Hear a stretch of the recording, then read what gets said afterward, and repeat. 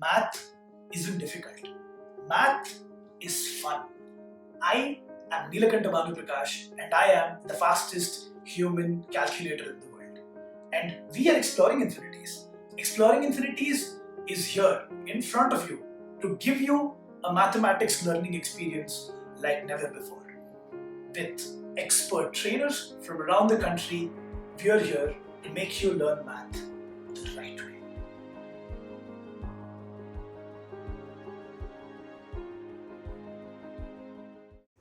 Hello everyone, welcome back. So today we'll be discussing the last part of our chapter, and the name of the topic is division algorithm.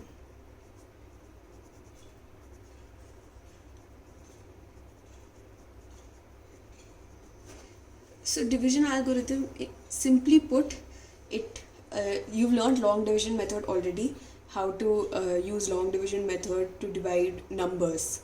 So now we'll just be learning how to use the long division method to divide two polynomials. Okay, and why do we need that? So we need that because sometimes they give us a cubic equation, and we already know now that cubic equation has 3 zeros, right?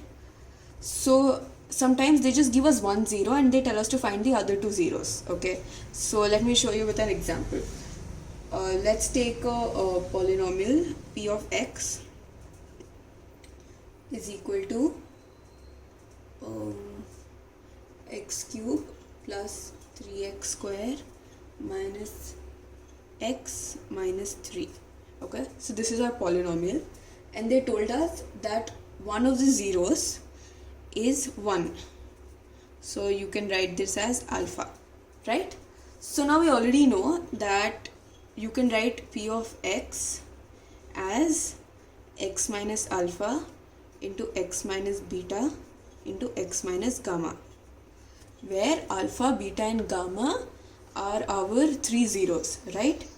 So now if alpha is 1, then one of the factors is x minus 1, right? So now we have to divide this with this. How would you do that? So x minus 1 division with x cube plus 3x square minus x minus 3. Okay, so how do you divide it is, first you see the first term of our divisor and the first term of our dividend. So first term of our first term of our divisor and the first term of and the first term of the dividend.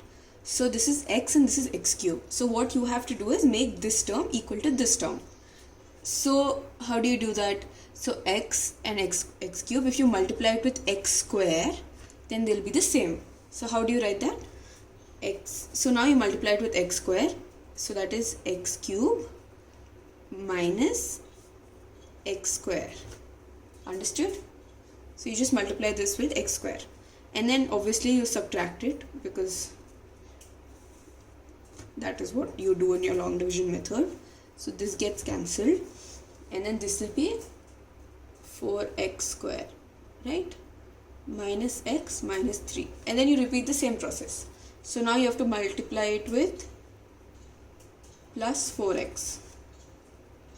So this will be 4x square minus 4x. This will again become plus, this will become minus, cancelled.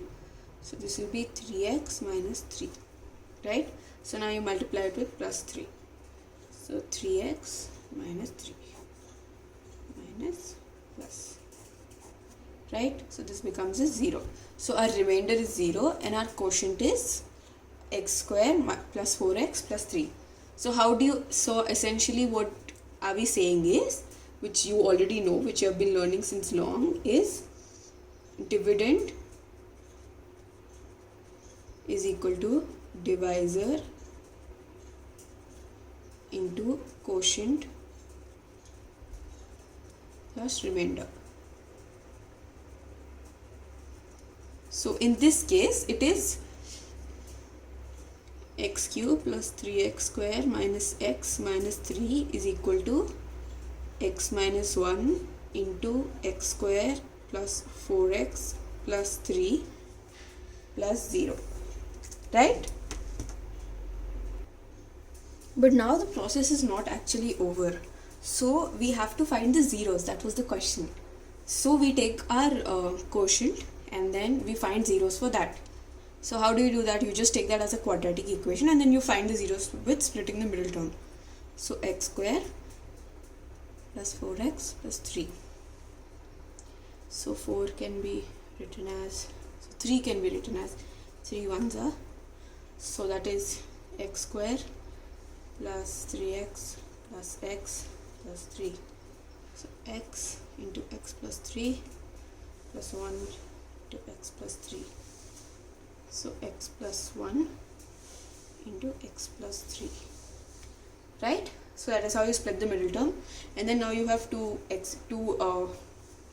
terms, that is x plus 1 into x plus 3.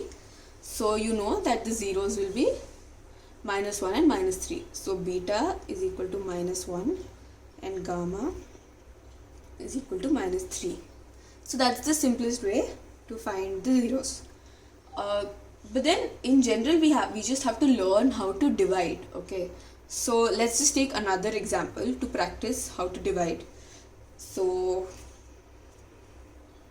it's not necessary that every single time when you divide your remainder will be 0. Your remainder will only be a 0 if the divisor is a 0 for our dividend. Okay, so if the divisor is a 0 for our dividend, it means that the divisor, you can solve the divisor in such a way that the remainder is 0. So it's like a factor, right? So that is how you look at it. So p of x is equal to 2x square plus 3x plus 1, and g of x is equal to x plus 2. So now we have to divide both of these. So let's do that.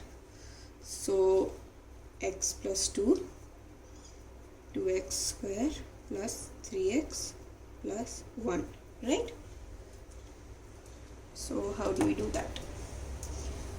Now, so x, you already know, you multiply with this with 2x to equate the first terms. So you see that this is 2x square and this is plus 4x minus minus, right? So this gets cancelled and then plus, okay, sorry, this becomes x, right? This becomes minus x plus 1, right? So you multiply it with minus 1, so minus x minus 2. So this becomes a plus, this becomes a plus, so this gets cancelled and this becomes a 3. So here our remainder is 3.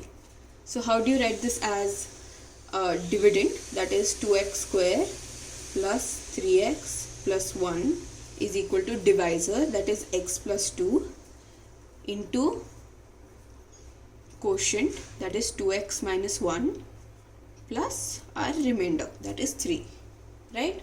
So this is our solution. So like that they can ask you multiple questions and then you have to answer, like you just have to solve them step by step. So let's look at a cubic expression, because this was just a quadratic expression. So p of x is equal to 3x cube plus x square plus 2x plus 5. G of x is equal to 1 plus 2x plus x square. So a very important thing here that you have to see is every single time when you are multiplying, always keep the highest power term in the beginning and then go in descending order. So how do you write that? 3x cube plus x square plus 2x plus 5, and then this becomes x square plus 2x plus 1, right? So that is how it is. And now let's solve this. So this is, you look at the first terms again and then you multiply it with 3x, you already know that. So 3x square plus first term's multiplication, so that becomes 6x square plus 3x, right? So this becomes a minus, minus, minus, cancelled. So you keep eliminating the first term until you go to the last. That is the basic principle of this. So this becomes a minus 5x square, and then this becomes a minus x plus 5, right? So you multiply this with minus 5, right? So minus 5x square minus 10x minus, what's this?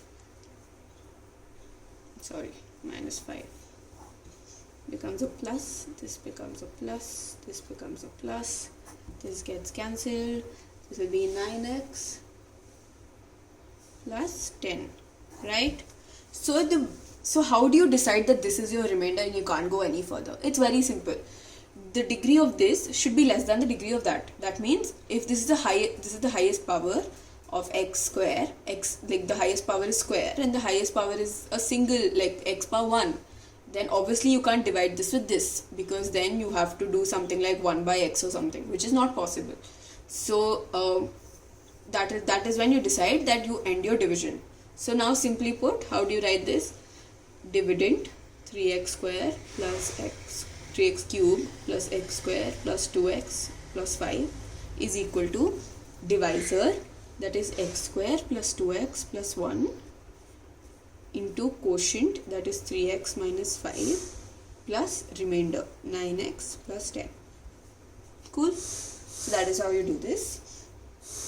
And now let's just take a question and then solve it to just strengthen whatever we've learned. So sometimes when they ask a question along these lines. So they say something like find all the zeros of p of x is equal to 2x power 4 minus 3x cube minus 3x square plus 6x plus 2. Find all the zeros of p of x if you know that two of its zeros. So two of its zeros are root 2 and minus root 2. But now look at this carefully. So if it's a root 2 and minus root 2, you clearly know for a fact that you cannot solve this, because it's very hard for you to take roots into account and then solve. So a simple way to do this is, the zeros are, what are its factors? X minus root 2 and x plus root 2, right? So these are its two factors.